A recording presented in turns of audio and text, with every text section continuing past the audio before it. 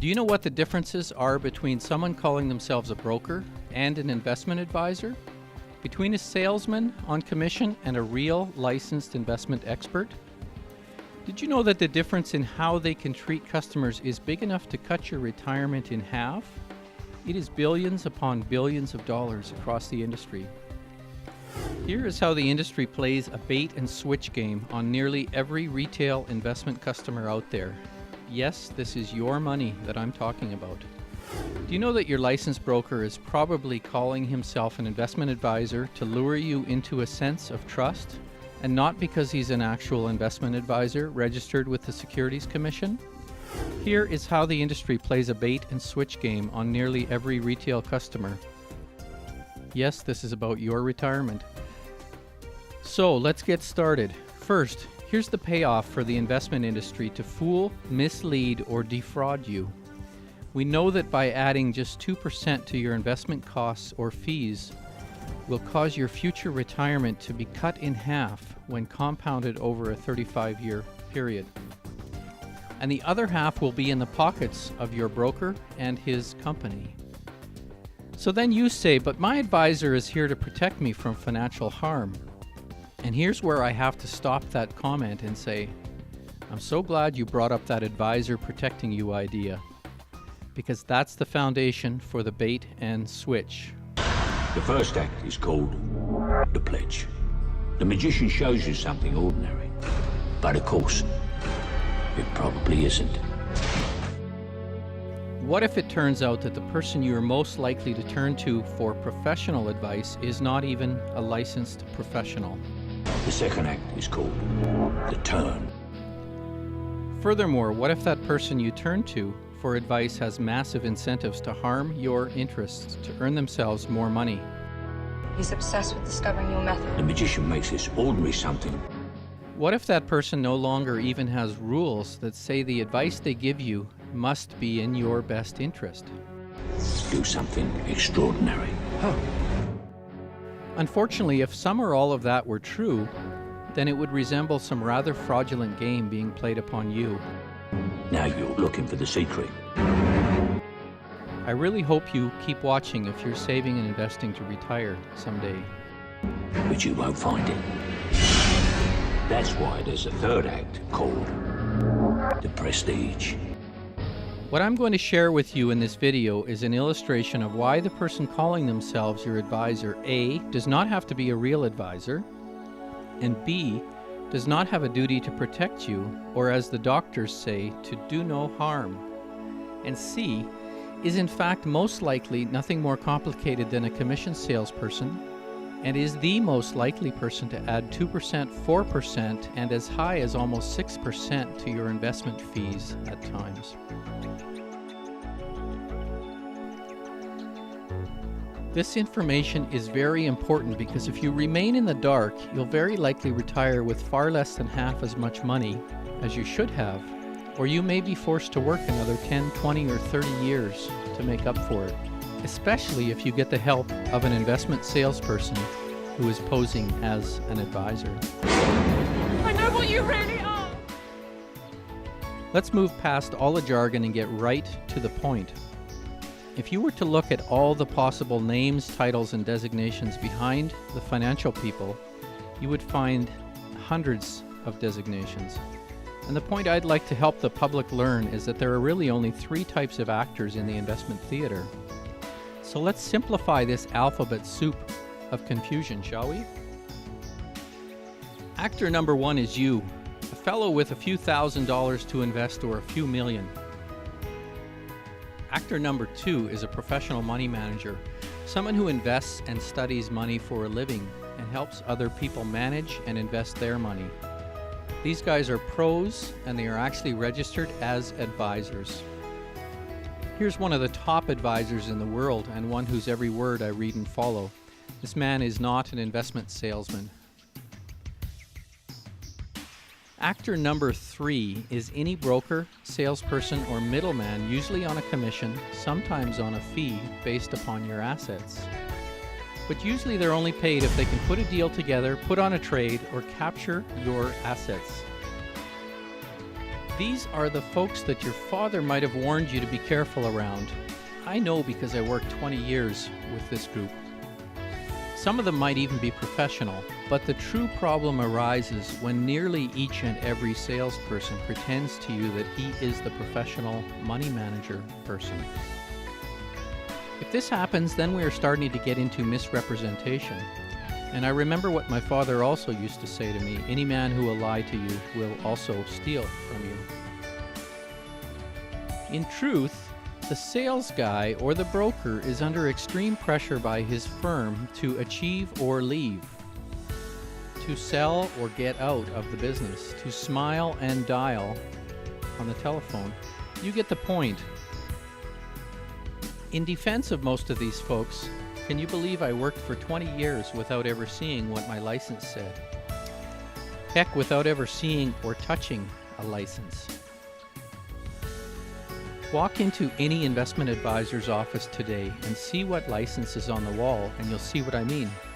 You'll probably find nothing but diplomas for correspondence courses. Few to none will have an actual license on the wall.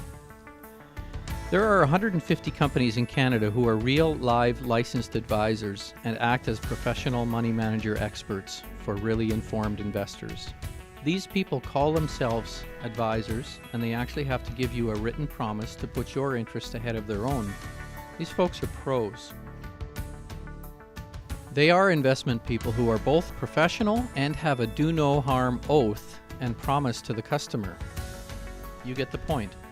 In my country, there are 150,000 people who were licensed as salespeople while I was working. Each of these people were licensed as either salesperson, registered rep, or now the new term, dealing representative. And yet none I have ever met told customers anything except that they were financial advisors or investment advisors, possibly wealth advisors, any name possible except salesperson or commission broker. There's a bit of an oops there in misrepresentation. None also told customers that they very carefully removed the customer must come first rules, which we used to have in place. These rules said that the customer's interest must always be the priority before any order is placed. It's not so anymore. In the United States, over 11,000 investment advisors are registered with the Commission according to the Securities and Exchange Commission. These are people registered to act as professional money managers and thus call themselves by the title advisor. They manage more than $38 trillion, again according to the SEC. And then there are just over 600,000 sales types who might be called salesperson, registered representative, dealing rep, or broker.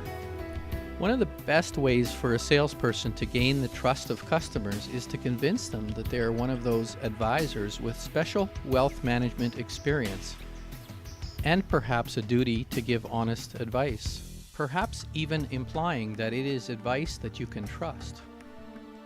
So the dishonest part might be when some brokers or salespeople play that game with customers, even though the industry has cleverly removed the customer must come first parts. Many are still out there promising it every day in every way. And the insult on top of injury seems to take place when I can't find a single regulator in North America willing to enforce the rules or to protect the public.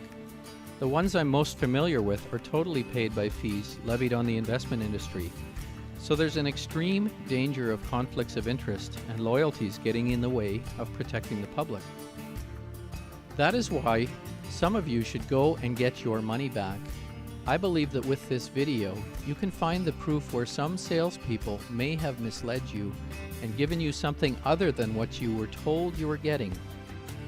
You were probably told that you were getting honest, trusted advice that's in your best interests, and yet as many as 4 out of 5 people calling themselves advisor are not delivering the license, the duty, nor the professional services that they imply. By way of just one example, here's a website for a company claiming to have 12,000 advisors in the US and Canada. And yet the same company reveals that its new employees only take the Series 7 exam to become a registered rep, plus a 2-month home study course, and that means they become brokers and not advisors. So they're not actually qualified to call themselves advisors, but rather brokers. They fail to let you know this key difference. In Canada, there are many laws on the books that prevent such misrepresentation. But the industry trick here is to hide from the customer the fact that they are commission salespeople, and to lead them into the belief that they are professional money managers instead, hence the name Advisor. How did we get here anyway? Well, the rules are rather wishy-washy because they were drafted in 1940. There's no police going in there, no way, nobody but our own referees do any policing in this industry. If you want to see how that looks, watch the Winner Steal All video on this same YouTube channel. That is why I would like investors to be aware of these things. They need to protect themselves from people who call themselves advisor without actually being registered as an advisor, simply pretending to be an advisor while actually being a commissioned salesperson or broker. One definition of fraud is that it is the deliberate deception of the consumer. It is most surprising to me to see tens of thousands of securities industry people and regulators who pretend that these deceptions are not occurring.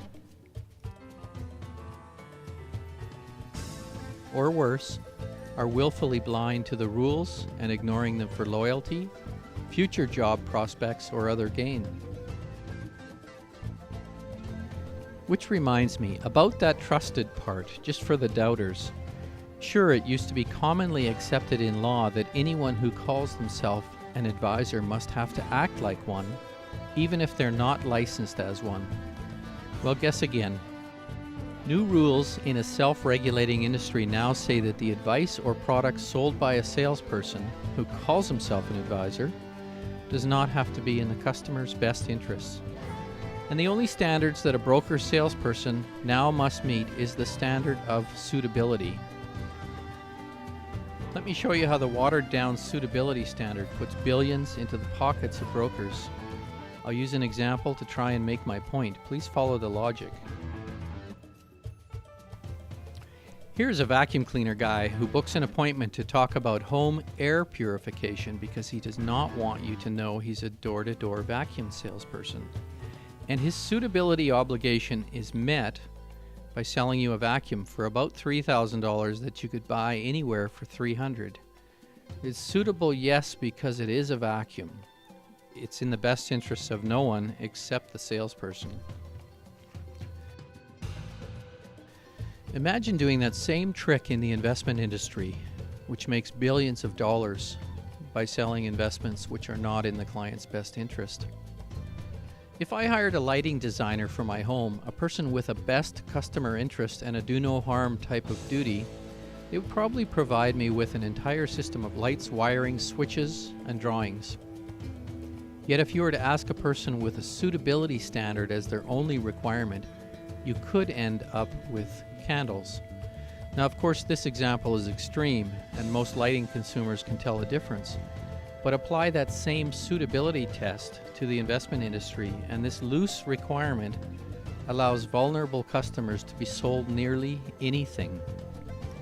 The kind of cheating and shortchanging of investment customers becomes widely practiced.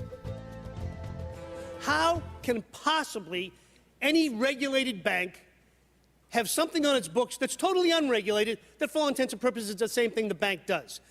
That's for your lawyers to answer, and my hope is that you will be answering those questions in court someday. But basically, you come to us today on your bicycles after buying Girl Scout cookies and helping out Mother Teresa, telling us, we're sorry, we didn't mean it, we won't do it again, trust us. Well, I have some people in my constituency that actually robbed some of your banks, and they say the same thing. They're sorry, they didn't mean it, they won't do it again, just let them out. Do you understand that this is a little difficult for most of my constituents to take? But these professionals, advisors, do have a duty to place your interests first. So if you can afford it, deal with a professional money manager who will give you this in writing. If they call themselves a professional and will not give it to you in writing, then run away. It's a very simple test, really. Or look up their license at BrokerCheck or at any securities commission. See if the person calling himself your advisor, wealth manager, or financial consultant is really just one of the guys with a phony title to misrepresent. If his license says broker and his business card or website promises advice, then go and get your money back. Get a lawyer if you have to, but get your money back. Oh, and for the people who ask, so what is the solution? It's simple, and it is this. If a person leads you into the belief that he or she is a professional advisor, then they automatically owe you a duty of care to act that way and to place your interests first, as their title suggests. If they do not care to take on this duty, then they shall have to stick to calling themselves sales agents only. I have recently run across broker-sold investments with fees piled on top of other fees, and then sometimes even a fee on top of that. And it still meets the self-definition of suitable by the seller. It just won't ever make money for the customer. Compare that to a professionally chosen investment from a non-commissioned person. The investment fees are sometimes as low as 1% or less for those lucky enough to afford a professional. Full disclosure here, I'm not an investment manager. I don't work for any, and I don't sell or recommend any investment products of any kind. I am just a recovering broker trying to clear up some billion-dollar intentional misrepresentations. What I'm saying is this: if your investment advisor sells you a bunch of stuff that has little to no chance of success because he or she is not the professional they say they are, go ahead and get your money back. It's really simple.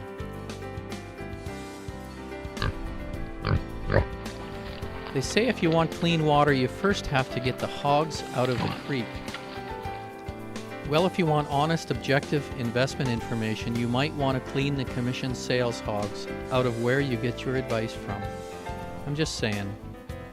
Get on my websites, investoradvocates.ca, and learn more. Show this video to your lawyer and tell him to brush up on some of the links and title names used to confuse investors. See a few of my YouTube videos specific to investment selling misconduct and malpractice. Visit some other sites that you'll find linked here and learn about investment misrepresentation. Learn the difference between an advisor and a salesperson. There is a ton of info on the web from reformed or honest-talking investment experts. Good luck to you. Join me on a Facebook group called Alberta Fraud if you wish to chat, and we can both learn some more. And feel free to comment on anything in here that you think needs correcting, and we'll make sure that there is open discussion on it. Thank you.